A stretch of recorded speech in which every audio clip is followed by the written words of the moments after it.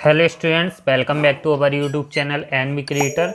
तो चलिए आज हम बात करेंगे कॉम्प्लेक्स एनालिसिस की सीरीज़ में बात करेंगे टाइटल कॉसी इनइक्वालिटी थ्योरम के बारे में। ठीक है ना, स्टेट एंड प्रूफ देखेंगे पूरा। तो चलिए वीडियो को शुरुआत करने से पहले सबसे पहले हमारे इस चैनल को सब्सक्राइब कर दीजिएगा और इस वीडियो को लाइक ज़रूर कर दीजिएगा, क्योंकि आपके एक लाइक से ताकि और भी स्टूडेंट्स की हेल्प होती है और ये वीडियो उन तक पहुंच पाती है। तो हमने इसके पहले कॉम्प्लेक्स में मॉरेरास थ्योरम, कॉशी थ्योरम और higher order derivative Cauchy Goursat theorem, ठीक है ना, बात कर ली थी। इसकी इम्पॉर्टेंट थ्योरम है कॉशी इनइक्वालिटी थ्योरम। ठीक है, तो इसमें फॉर्मूले को हमें फाइंड आउट करना है और जिस तरीके से हमने लास्ट वीडियो में देखा था तो वैसे ही पहले हम स्टेटमेंट इसका पढ़ेंगे। स्टेटमेंट से ही देखेंगे कि हमें क्या चीज़ और कैसा प्रूव करना है। तो चलिए हम देखते हैं। देखिए, स्टेटमेंट में ही छिपा रहता है कि हमें क्या प्रूव करना होता है, क्या चीज़ हमें शो करनी होती है और हमें क्या चीज़ दिया जाता है। ठीक है, तो हमें सबसे पहले स्टेटमेंट पढ़ते हैं। क्या है? Let f z be analytic within and on a circle. हमारा क्या है? एफ जेड एनालिटिक है एक सर्कल के अंदर। ठीक है ना, defined by z mod z minus z not equal to R. A radius R दी गई है। If mod of f of z less than कैसा है हमारा?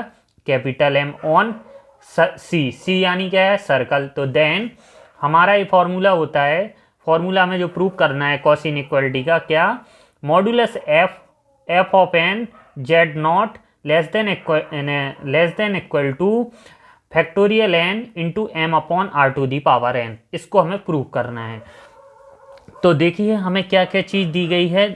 हमने किस फॉर्मूले से हम यहाँ पर इस फॉर्मूले को प्रूव करेंगे, किस फॉर्मूले से लेकर किसको प्रूव करना है। हम यहाँ से हम जानते हैं कि जो हमारा Cauchy higher derivative integral formula क्या होता है? nth लिखा है, nth derivative integral formula f to the power n z not equal to 1/2 pi i factorial n surface integral f of z upon z minus z nought n plus 1 d z. ठीक है, इसको equation first they दिया, दोनों side mod ले लिया।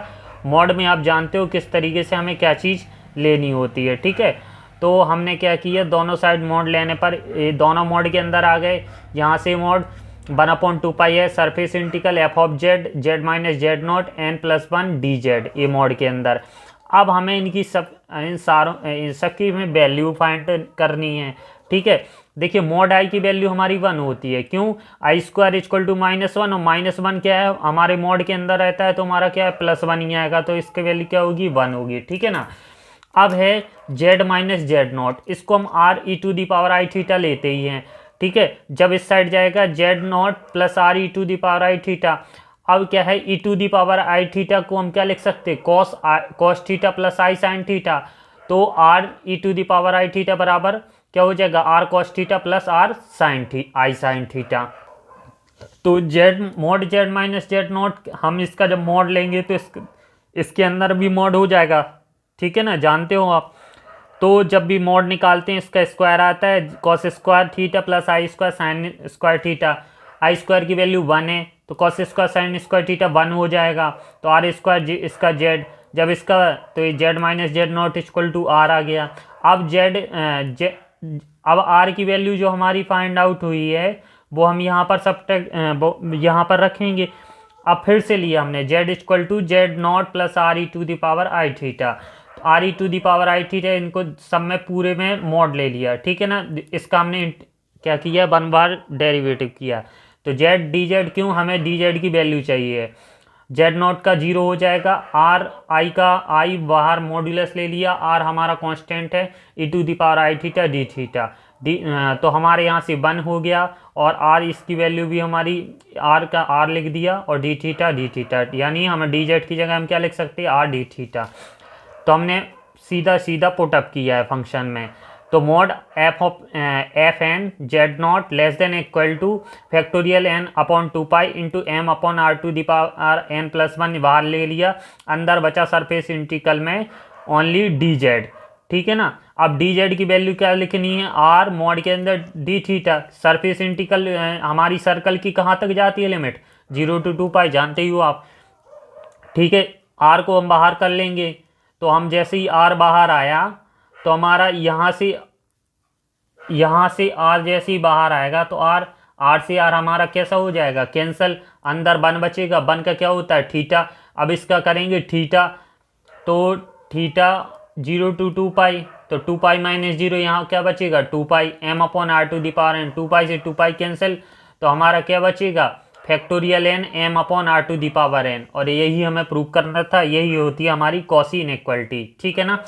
तो I hope कि आपको थोड़ा बहुत समझ में आया होगा। कुछ नहीं है, बस फॉर्मूले में आपको वैल्यू पुटअप करनी है। यहाँ से हमने हायर ऑर्डर, हमने एंड डेरिवेटिव का फॉर्मूला लिया, उसमें हमने सारी वैल्यू पुटअप कर दी हैं। ठीक है ना। वैल्यू जैसे ही पुटअप करोगे तो आपको कॉस इनइक्वालिटी फॉर्मूला और थ्योरम यहाँ हमारी प्रूव हो जाएगी। और एग्जाम में पूछी जाती है, अगर लॉन्ग आंसर में पूछी जाए तो पहले डेरिवेटिव को प्रूव कीजिएगा, फिर इनइक्वालिटी को प्रूव कीजिएगा। ठीक है ना। शॉर्ट में इतना वो चल सकता है। ठीक है ना। तो चलिए फिर मिलते हैं नेक्स्ट वीडियो में, नेक्स्ट लेक्चर के साथ। टेलर थ्योरम एक रियल एनालिसिस की वो लेकर आएंगे। ठीक है ना। और 1-2 एग्जाम्पल देखेंगे। और फिर इसी चैनल को आप सब्सक्राइब कर लीजिएगा, क्योंकि आने वाले और भी आपको अपडेट इसी चैनल पर मिलते रहेंगे। धन्यवाद।